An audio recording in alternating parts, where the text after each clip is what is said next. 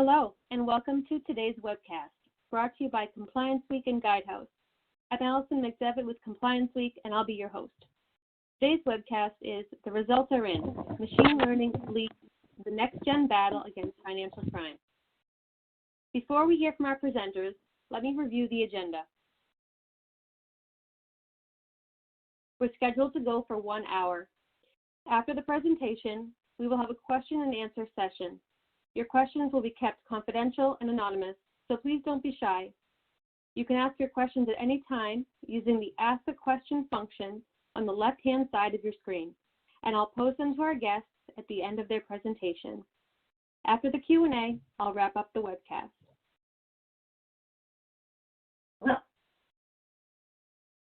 This webcast will also offer CPE credit for all attendees.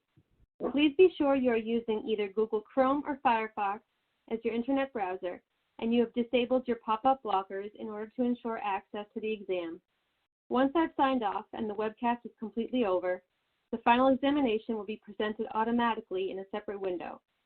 If you have trouble viewing the CPE test or receiving the CPE certificate, please send an email to webcast@complianceweek.com. Once again, to ensure receipt of your CPE credit, please be sure you are using Google Chrome or Firefox as your internet browser. If you missed anything, I'll repeat these instructions at the end of the webcast, so stay tuned. A few other administrative details. At any time during the presentation, listeners can download the slides from the drop-down menu on the left-hand side of your screen. There you will also find the feedback form for the webcast. We welcome your thoughts, as we're always looking to improve your experience. If you wish to increase the slide size, you can also hit the View Slide Full Screen button at the top right of your screen. And lastly, a Help button is located in the upper right-hand corner of your screen for assistance.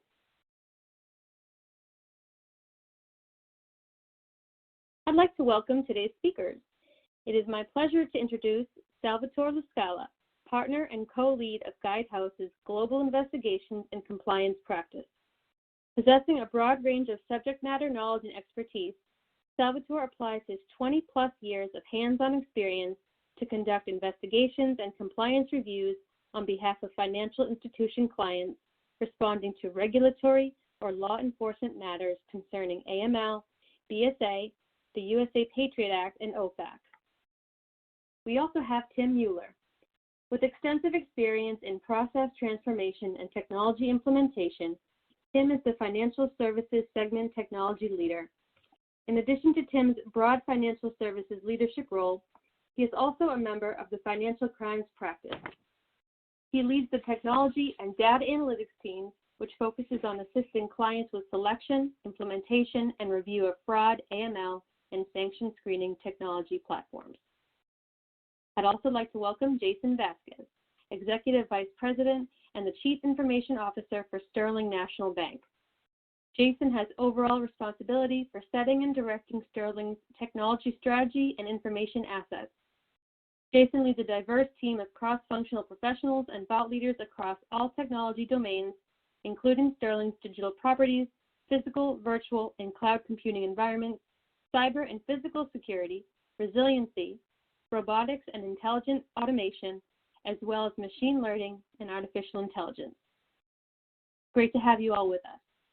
With that, I will turn it over to Salvatore, Tim, and Jason to get us started.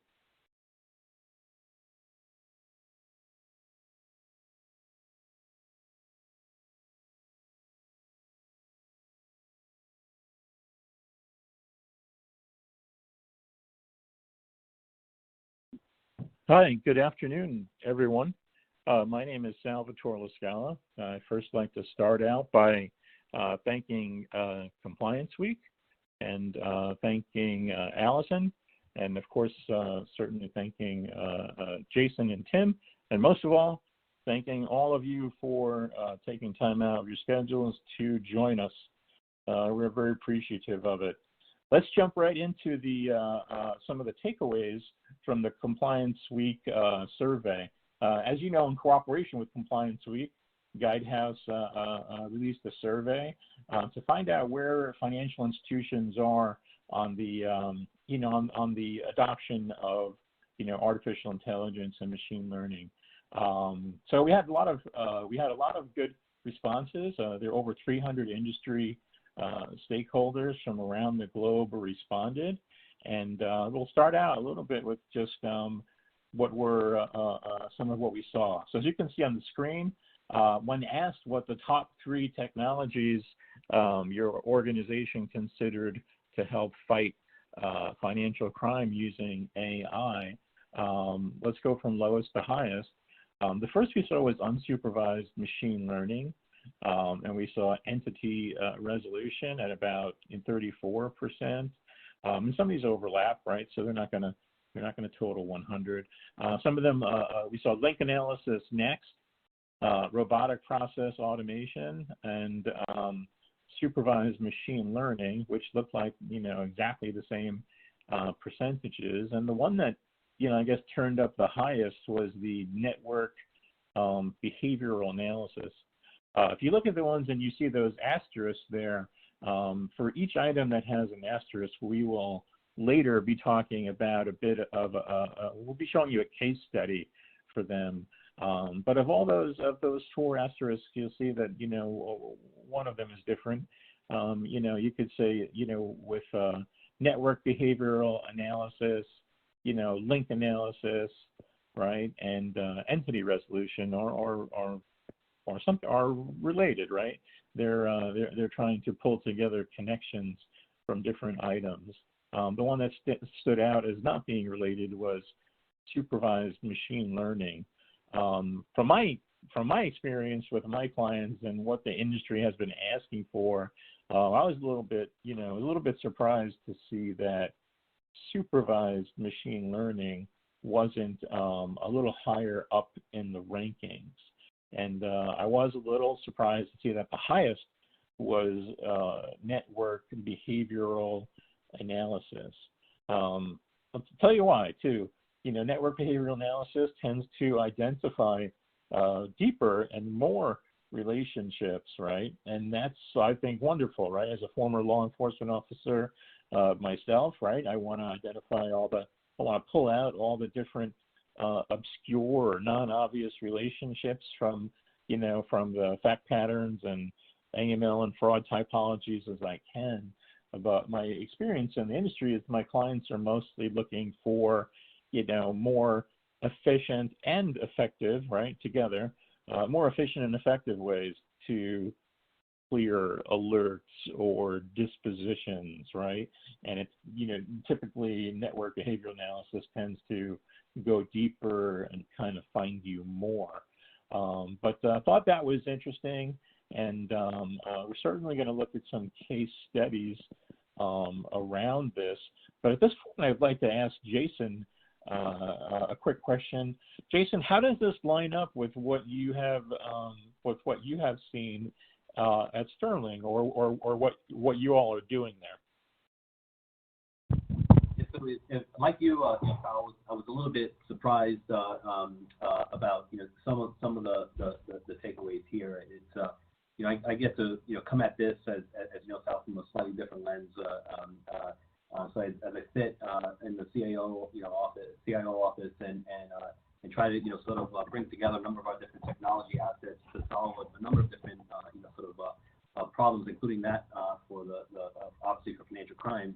As you know, I previously sat in the role of practitioner and so ran financial crimes programs. So quite intimate in the subject matter on the financial crime space, and now I get to kind of bring our technology assets together to help those in sort of fighting financial crime. What's interesting about this this perspective is that I think if depending on the timing of when these questions get answered, I think you have a very different perspective. Like certainly the ball has advanced quite substantially. I think in the last several years with some of these capabilities, and now we have a number of different proof points to actually point to, a number of different case studies to actually show and demonstrate the value of where some of these technologies and approaches that are being used elsewhere in industry to actually tackle the challenge of fighting financial crimes. Looking forward to getting into this a bit further in today's webcast. Thank you, Jason. I think that's very interesting. And I was also wondering, to the extent that, any of the responders thought that perhaps their transaction monitoring system was lacking in a way, or that they were subject to some criticism from examiners or regulators or even law enforcement. My thought was maybe that's why network behavioral analysis was so high, kind of to flesh out in response to regulatory exams or in response to potential, transaction monitoring systems that were, maybe not deployed as efficiently or as effectively as they could. Maybe they were not thinking that they were getting the relationships that they could, out of their system. But if in fact they were, I'm surprised that something like RPA wasn't, higher in the ranks. We do see a lot of the industry trying to, both optimize systems and make them more efficient. I think we'll talk about that a little more later.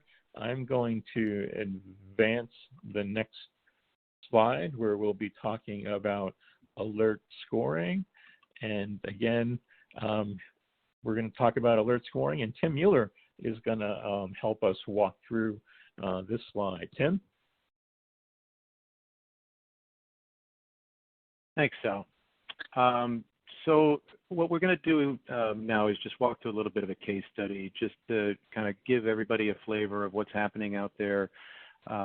This exercise here with alert scoring, I think, is something that a lot of banks are either implementing, are performing proofs of value around, or in the process of considering.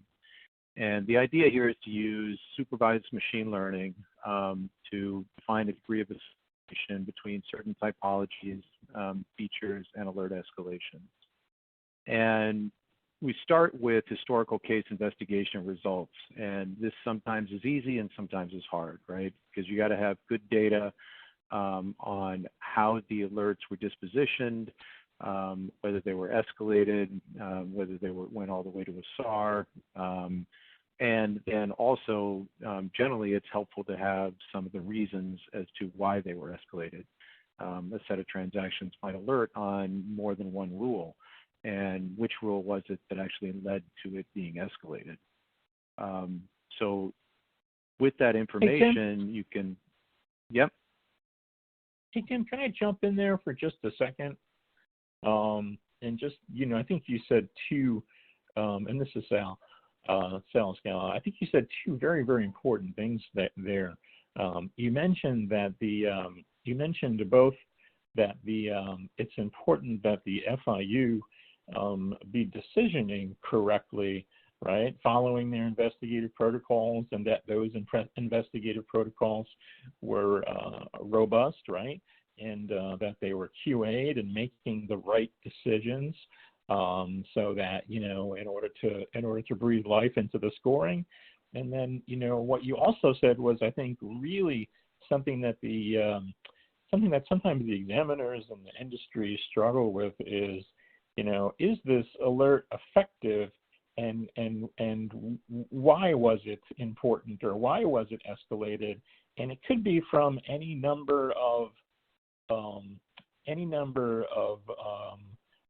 queries that were within it, any number of detection scenarios, but it could also be because of something that was identified during the investigative process. And so, in a way, it's very hard, like when we determine the efficacy of a rule and how effective it is, or an alert and how effective it is, we'd have to really unwind what the analyst did, because sometimes, part of the protocol is, of course, going through things like, negative news or other things that are actually disconnected to the alert, right? They just happen to be tasks that you perform during that process, and then you don't want to get misled by either an FIU's person's decision that might not be fully documented or done the way you want it to be done, or misled by the by the disposition because something that had nothing to do with the actual detection scenario or detection scenarios in the alert, caused it to get escalated, right, Tim? Yeah, no, I think it's very important that you start with good data, that you have enough of that data that you can really start to generate some conclusions. There's a question out there from the audience about having just a small number. And that can be very challenging if you only have a small number of results, either on the positive side or the negative side, because you do need enough to actually build a valid model. And so it has to spread over either a broad time frame or you have a significant enough transaction volume to generate that information. One of the aspects of this is that it's going to allow you to both have some alert prioritization, which can increase the effectiveness of your team, and it also has the opportunity to introduce efficiency because you can put differing levels of effort based on some of these alert scores. One of the things we just highlight here at the bottom is in terms of better understanding typologies.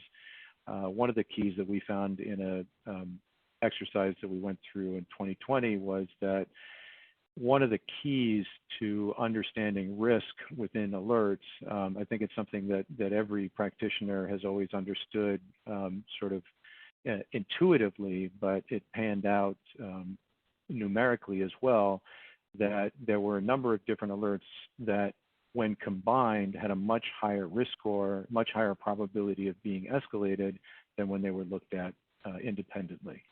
Here's just an example of, you might end up with a risk score for high risk geography of 10 and a risk score for large transactions alerts of 5, but when they're together, it's not 15, it's actually 30 because of the increased risk that's represented when those two are present in the same set of transactions.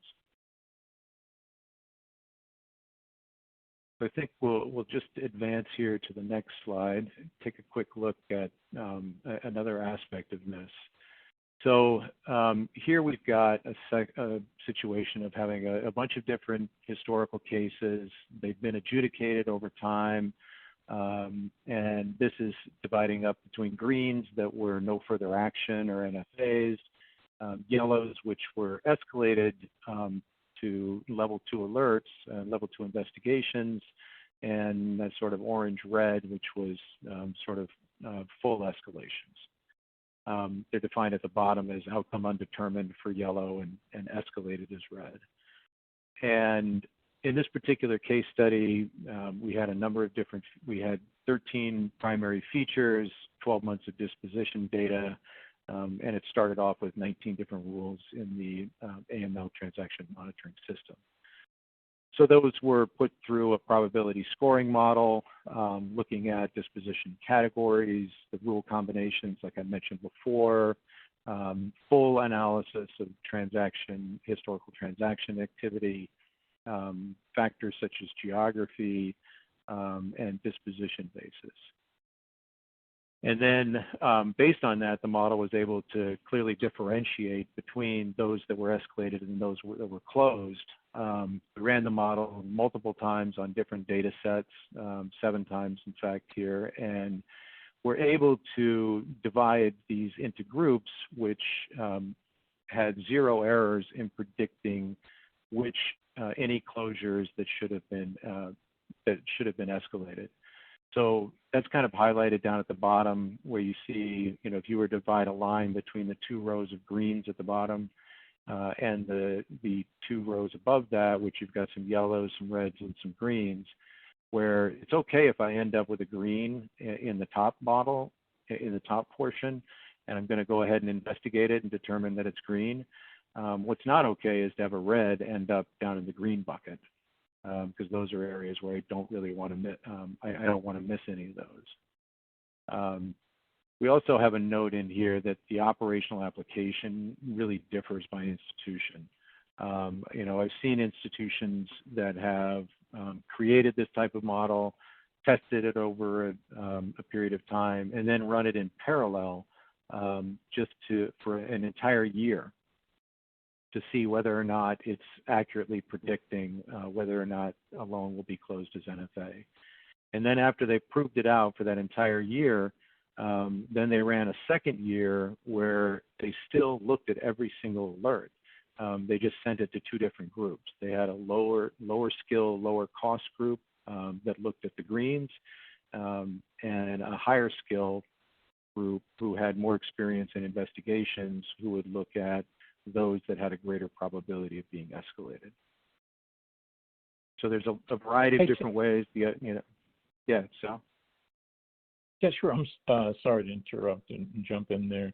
So Tim, what I feel like, and I'd love to know what the audience thinks too, and Jason and also, but I think that process of, running two paradigms in parallel has done more to slow down the advancement of, enhancing, optimizing, and making more efficient transaction monitoring systems than anything else, right? And I'm sure this will resonate with many of you out there, but, you'll hear the examiner or internal audit, or you might even believe yourself that, listen, I want to dramatically change my transaction monitoring system and make it more efficient. That is, I want fewer alerts that are more actionable, right? And I want to make it more effective. I want to see alerts that I have never seen before.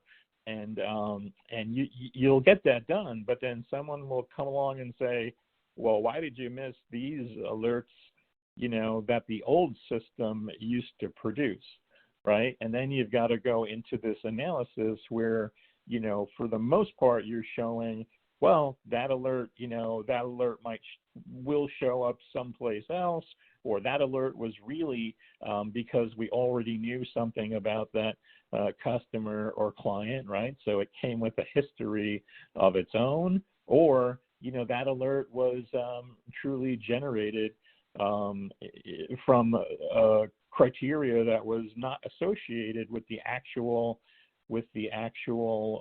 detection scenario or AML typology. It just so happened that at that time, the investigative protocol included something like a negative news or some other item in it that caused it to fire. And it's that desire to want to always reconcile to 100% the old system with the new system that tends to, and again, I'd like to hear the audience's input, but that tends to, at the end of the day, make the new system a little bit bloated because, everybody tries to get the best of both worlds. They try to broaden the instead of the new system being what it's supposed to be, which is a surgical strike on AML and sanctions and fraud typologies, right?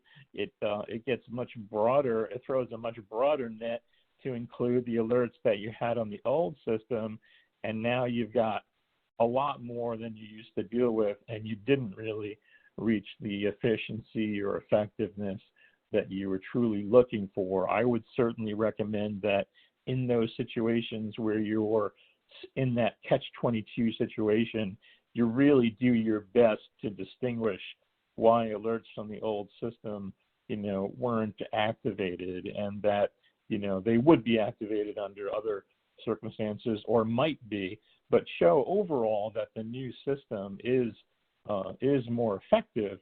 Ought to be a good way to convince the stakeholders that you're on the right track. You're looking at maybe fewer alerts, but more of them are actionable. A higher percentage of them are actionable than they were before, and maybe even in the absolute. So you're escalating more items while you're looking at fewer false positives, and that you're seeing things that you've never seen before. And try not to get bogged down with making sure that both systems combined equals all the alerts that you have seen. Tim, would you agree? Have you seen similar conundrums there? Yeah, I think that's a very good point. And if you keep trying to replicate all of the results that you had in the past, as you say, Sal, you're never going to make any advancement into the future. And that's kind of shown here on the current slide that's up here. From a full implementation of something like alert scoring, you'd want to have where you're up at the top is your current system, where your new incidents all are investigated by manual investigation, and then you find the 4 within that crowd that are escalated and represent financial crime, to something where you're using a risk scoring model. So you're really only investigating those 6. So yes, you do have, obviously it's not 100%, you're always going to have some level of false positives. And this is an extreme example, but you would be able to focus the attention of your investigators on those that really have strong links to financial crime. Now, you might still look at some of those greens on a sample basis to keep tuning your model, keep making sure it's getting consistent feedback, and that and you also need to keep looking for new typologies.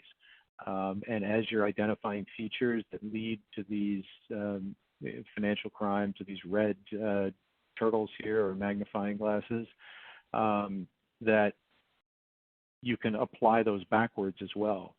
So you not only use the features to filter through the cases that you're identifying through your rules-based system, but then you also use those features to apply against your entire transaction base to identify previously undiscovered potential suspicious activity. It's maybe I'll jump in here. Yeah, thank you. Perfect timing.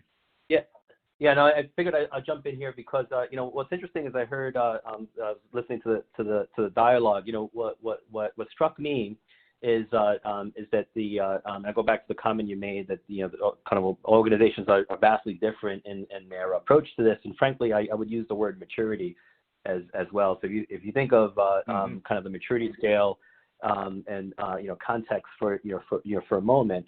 You know, on one hand, we're pretty familiar with models because at the heart of many of the, dare I say, more traditional transaction monitoring tools is a model to detect and present the you know, kind of the alerts that you're referencing. You have the slide of kind of those new incidents. And really what we're talking about here is the enrichment of that original model with additional data and how you have disposed of prior incidents in the past, or have enriched that process throughout, and you're constantly feeding that new information back into the model so that you could actually learn from it for the future. So in the question that comes up very often is like, how do you know that you're not missing anything? Well, in every instance, the data is always you know, there. You're just benefiting from a new look and an enriched set of data. So we could always look to like a tuning exercise as an example of something that proves these techniques out over time. We're actually, you know, going through an exercise to make sure that you're optimizing you know, even the most basic of models, and that essentially is what we're you know, talking about here, just in a different light, where you're using sort of that enrichment you know, process and then generating a score, so you can focus your attention in a smaller set of events that are more likely you know, to produce sort of that outcome that you're looking for. And so obviously critical to you know, to this is to make sure that you continually you know, do the back test necessary, that you're optimizing the model along the way, and that obviously you know, is the evidence necessary to produce to anybody that's going to be sort of looking over the shoulder in the form of a supervisory body, internal or externally. Right. Yeah, you know, Jason, you really highlighted a very important point there that ties into one of the questions from the audience in terms of a regulator viewing this as automatically closing alerts. You know, I think obviously the head offices of a variety of regulators have come out and say they want to see the application of more advanced analytics and machine learning, but you always have to convince your examiner. But it really is around, needs to be thought of as tuning, not as automatically closing. You know, just like when you set a threshold for your current rules-based environment, Nobody says I should look at every single alert, every single transaction that can be generated from $0, right? Because there's a threshold at which you're looking at the appropriate risk-based analysis. It's the same thing here. You're just using a more advanced data set to come up with how you tune the alerts that you're going to look at. So yes, it's more complex, but it really is the same factor.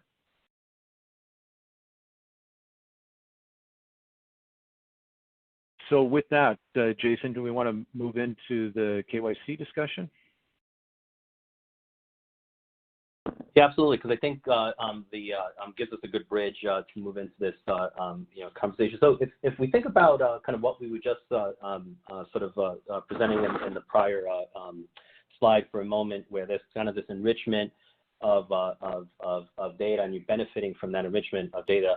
It kind of dovetails into the concept of continuous monitoring and using that continuous monitoring for the updating of your customer risk rating. So, but if I kind of just set the stage on kind of the more traditional aspects, we've all seen those the very binary type of risk scoring models where you might get a couple of points of risk associated with a customer coming in from a particular geographic area that's considered high risk, and you might add a few more points if they happen to be politically exposed. You might add a few more points if they come from a particular industry that your institution considers a little more of heightened risk, and then you dovetail that with the type of anticipated activity that one will like, right? And so you come up with a score. But in that instance, it's kind of a pretty binary in nature, right? It doesn't really, other than there's a perceived understanding that the combination of these things might be potentially risky for some event, but it's kind of almost other than stuff that has been told to us over time that you kind of are more shooting in the dark because you don't have anything other than what is potentially risky, as opposed to something that's a little more actionable.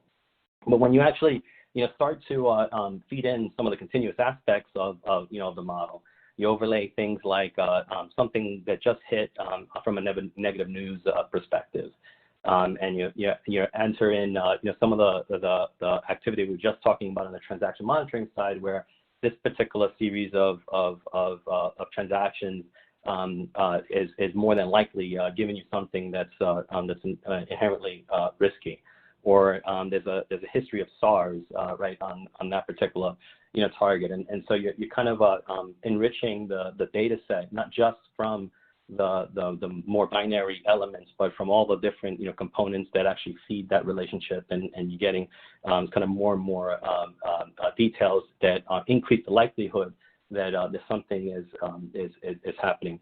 I often point to one of the items of treasure that I found most useful sort of in the days when I had sort of a team of investigators looking at it, is kind of the information that sits inside the case management part of the system. You think of all that sort of what I used to call the golden treasure that's sitting there, because it's kind of a wealth of intelligence type data of what those instances that your institution saw and disposed of, how they exist, and how they actually, the combination of those elements could be used to derive the likelihood that something like that is happening again in your institution. And so the combination of all those components, in addition to those risk parameters, is what kind of I like to kind of form the concept of a dynamic risk model, where it's constantly being updated based on all the different transactions and all the different things combined, in addition to those risk scores that you get sort of up at front before you actually know much about how that particular client is behaving. I often point to a very specific example that we've got pretty good at this at one of kind of my institutions, where within the first 3 transactions we could actually predict if you were going to be a bad customer or not, and if you were in a particular product, you might have been getting your exit papers drafted, because we knew that you kind of were almost greater than 99.9% likely that you would be kind of someone problematic. And so that's how pretty precise these models are when you actually start combining a bunch of these data points together. And I often kind of use the example of the case management data as one of the primary pieces of that of the picture that actually contribute what you could actually predict. I know, Tim, if you've seen that example show up, I would imagine in other areas as well. Yeah, definitely. It shows up in really a variety of ways as you're starting to implement these more dynamic systems that you can pull that data in and pull it in such that you're able to use actual experience and current behavior as opposed to information that the customer might have provided at onboarding or more in terms of what they expected to do. We've certainly seen a lot of models that are built on that sort of expectation. A recent example is working with a customer just last month that had customers that were rated as high risk because when they started as customers, years ago, they said they expected to transact with Bosnia. Well, they never did. They were treated as high risk, even though all of their behavior was medium to low risk behavior. But they were being, going through the KYC process and everything based on being calculated as a high risk customer, which doesn't, just doesn't help anyone. It doesn't help the bank that they added all that additional due diligence on. And it doesn't help the customer that they're being held, looked at in a way that's not appropriate based on their actual behavior. Hey, Yeah, Tim, and I'm sorry. Go ahead, Jason. No, sorry, Sal. I was just about to say, as kind of remember, kind of quite lively, debates. And you picked the financial crime, conference, and when we get into those, case reviews, if you could all, think back when we weren't locked up and kind of in rooms together, kind of just sharing best practices on this very, topic of, if you get the classic, kind of high profile, politically exposed person, you think of how much time you spent on kind of working an enhanced due diligence, case like that, only to find out that particular person was just kind of opening an account to hold escrow for a piece of property, and it never intended at all to transact ever, other than to hold a deposit account for for a piece of real estate property. And you think of, on the flip side of that, how often people didn't get enough time spent that kind of the really off the charts inherently risky profile with the low and frequent kind of mule type dollar movements that are happening within the institution. And it just was the wrong way to kind of prioritize the precious resources that we had. Sorry, Sal, didn't mean to cut you off there. No, you didn't. That was fascinating. Thank you. I guess for Jason and Tim, question. A lot of the KYC monitoring is, as you said, it's extremely data dependent, right? And whether that KYC data or the CIF information that might be up on the core, whether that is getting refreshed, and also whether it's there or not. I have seen scoring systems that inadvertently, when there's a null or there's no information, the client kind of got a pass, right? But where there was some information and it was high risk, you would get, it would add to your score, right? And so I've seen that happen a lot. I've also seen a lot of ETL challenges and challenges around understanding client reference data, understanding exactly I'm Salvatore LaScala in one part of the bank, I'm Salvatore R. LaScala in another part, and my accounts are all pulling together the client reference data and understanding the relationship, right, versus what my risk really is, and whether or to what extent, information that is not there or missing, whether it is considered to be whether it kind of penalizes my score in the sense that it makes me a little more high risk, or whether, inadvertently sometimes I'm getting a pass for not having that information filled in. Have you seen those challenges, and what are the best ways to handle them? Yeah, as you were talking, Sal, if you could see me, my smile grew wider and wider, and I had to hold back the chuckles because I think that that a version of that is inherent in probably every single institution represented on this webcast. I often kind of point to a few different kind of perspectives here.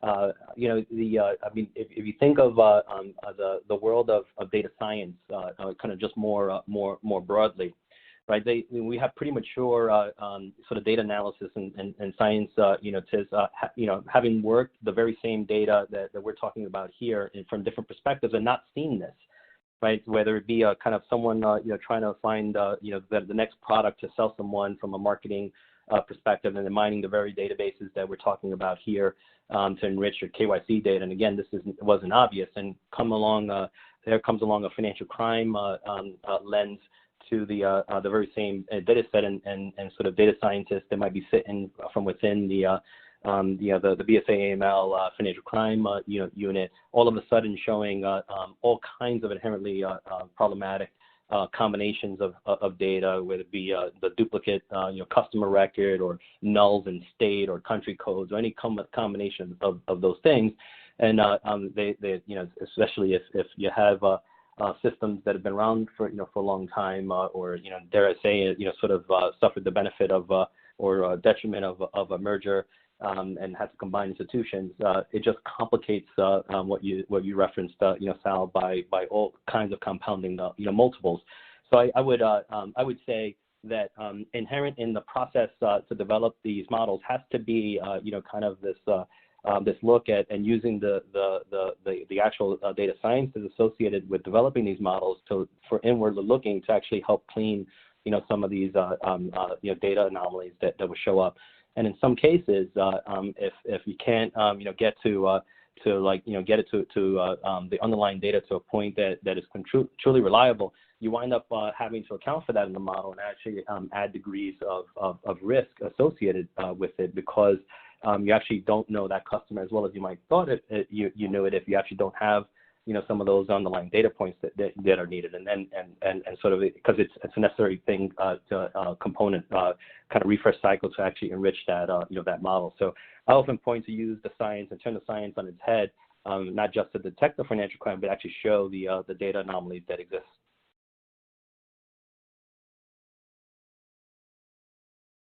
Tim, I'm not sure if you have any additional perspective there. No, I think you guys have covered it well. Why don't we, I think we've only got 5 to 8 minutes before we're going to move into full question mode. Maybe we'll advance here and just make sure we touch on network and behavioral analysis briefly before we convert over.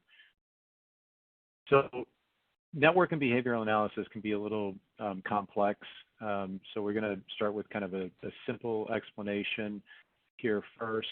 And what you've got here on the screen is kind of the output from a typical AML rule system that detects either unusually large or structured transactions between John Doe and the Riverside Motel. You see there's 2 transactions, add up to $9,000. That might hit a structuring rule for avoiding the $10,000 demarcation. An analyst might look at that and say, hey, that looks, I look at that, I see it's an event planning company that John works for, Riverside Motel, event planning, yeah, that seems like it makes sense. So I'm going to look at that and say that's a normal transaction.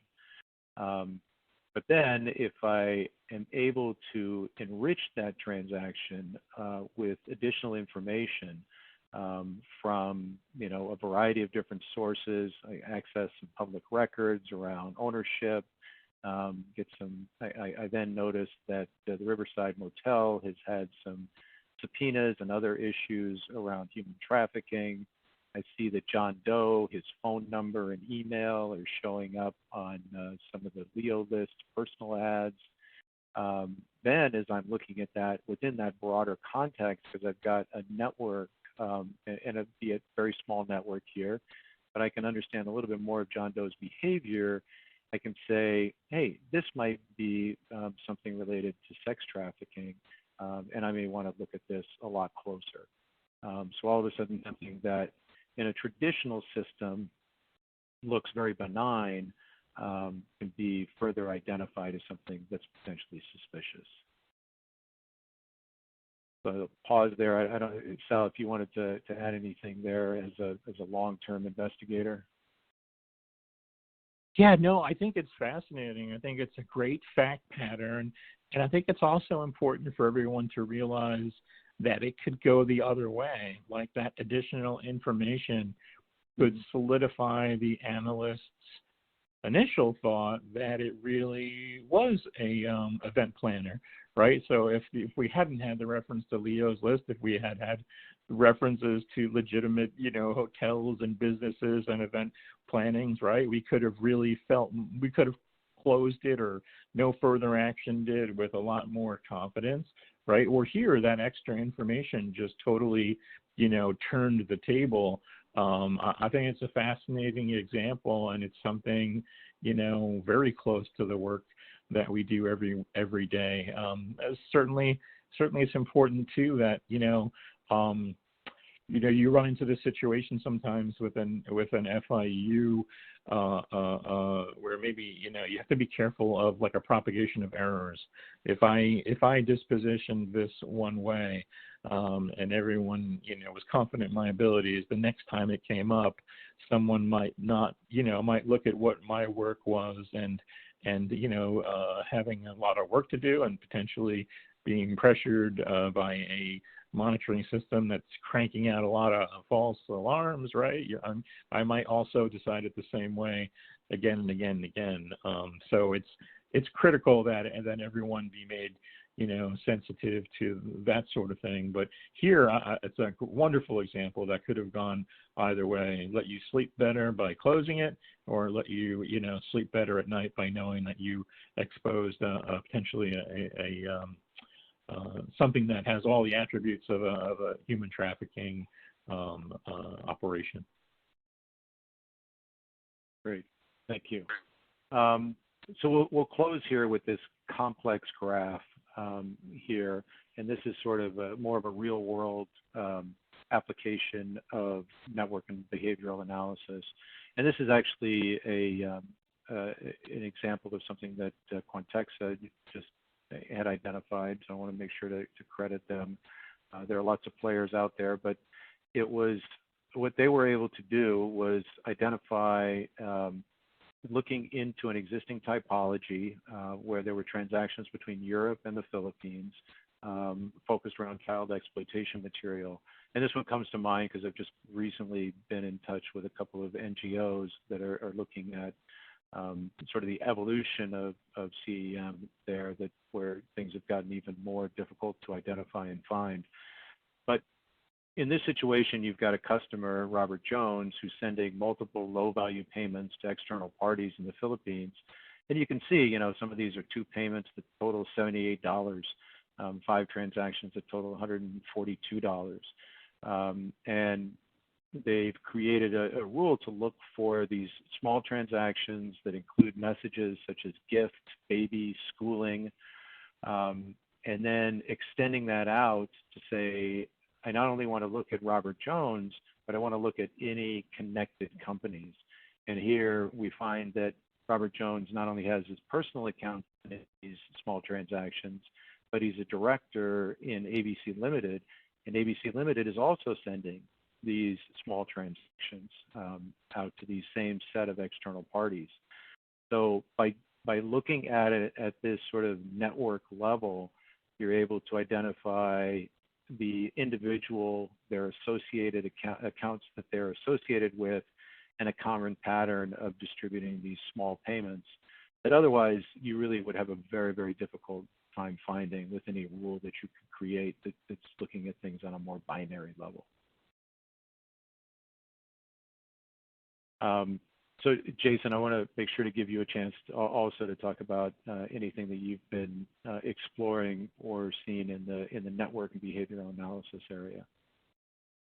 Yeah, no. So this is an area, Tim, as kind of I often describe where these more advanced technologies kind of really earn their muster to detect or even uncover any sort of come close to detecting this with a traditional set of tools. You almost have to stumble upon it by luck, by some very sort of in tune investigators pulling on a thread, and then just little trip over some of the aspects here, and then it's a combination of things that actually wind up making the larger scheme materialize. So in terms of I would just broaden it beyond network behavioral analysis into finding those common connection points to actually unveil the typology. This is where the big data aspect of things has advanced. I mean, it's kind of using large amounts of unstructured data to find the combination points to actually unveil what is a pretty complex scheme that would have been kind of lurking in the data sets that you have available to you, but you just couldn't get to it with some of the more traditional tools. I like this this example because it's kind of hits to the heart of what we're trying to sort of grapple with as a broader sort of industry, and kind of makes it real and something that is unfortunately more common than we would like to admit, and kind of just a proof point why some of these methodologies for what we're talking about here make all the sense in the world. Great, thank you. Allison, do we need to, in order to make sure everybody gets their appropriate CPE credits, turn to questions at this point? Yeah, I think if you've hit everything you wanted to hit, we can move on. Well, we of course can talk about this for hours. This is fascinating to us.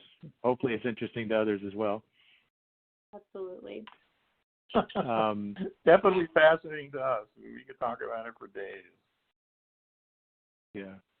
Well, I see yeah, go ahead. In that case, I just wanted to say thank you so much. That was great.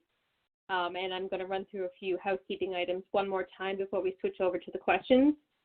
If you would like a copy of the slides just presented, you can download it from the drop-down menu on the bottom left-hand side of your screen. Now we will move on to the Q&A part of our session. I will read some questions from the audience in no particular order. So one question that came up was, how can smaller institutions close the gap on larger competitors with respect to machine learning in fighting financial crime? Maybe I'll take that one as because I often joke that I work for the smallest institution that I've ever worked for now. And don't have anywhere near kind of the resources from some of the global institutions that I used to participate. I will tell you the technologies that we're talking about here are within most firms' reach. These technologies have come a long way, and there are sort of partners on the call here that can actually help you evaluate these technologies. But as someone who works for kind of a mid-sized bank, we have a number of these tool sets in-house, and it wasn't a tough sell to get put in. I mean, much of the I'm using air quotes here, the sell to move down the road to develop some of these put in some of these tool sets come in the form of making you more efficient and making better use of the resources that you actually have. And so there's plenty of business case type feedback, whether it be Sal and Tim, who do this for sort of full time for a living. Happy to answer a question directly offline as well, that could actually help guide that. But it's certainly within reach for even institutions that would not have dreamed about this previously.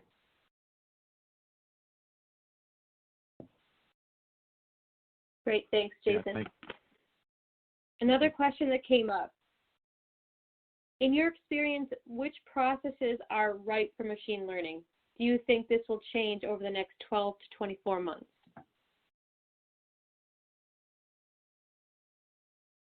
Well, I'll give it a start here, and then let the others pitch in. It's interesting if you look at the survey that we conducted. Most people said they were focused on the highest rated answer was people were focused on KYC and CDD. That I thought was very interesting. We certainly know that that's an effort with some of the evolution and regulatory requirements that's taking a lot of time and a lot of effort. So I do think that that's going to be a key area. But I'm also very much looking forward to people starting to take their transaction monitoring systems and convert away from this high false positive environment that we have today and narrow down the results from a combination of rules and machine learning investigations to be able to focus on a more target-rich environment through that type of risk scoring.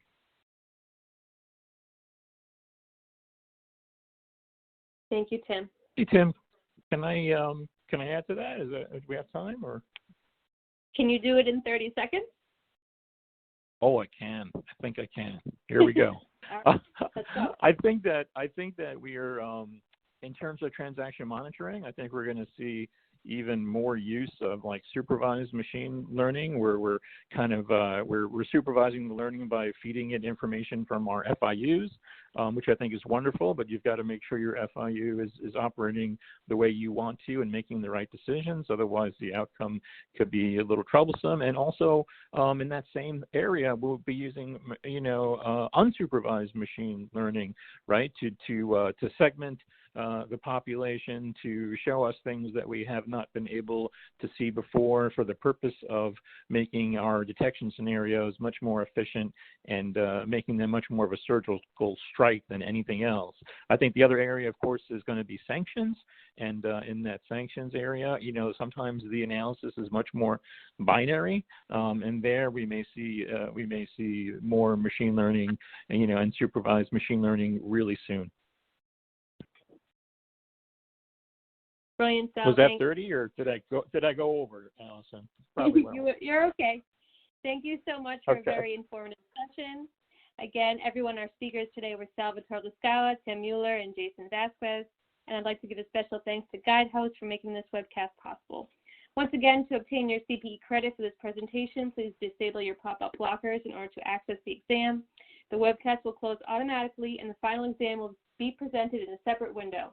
If you have trouble viewing the CPE test or receiving the CPE certificate, please send an email to webcast@complianceweek.com.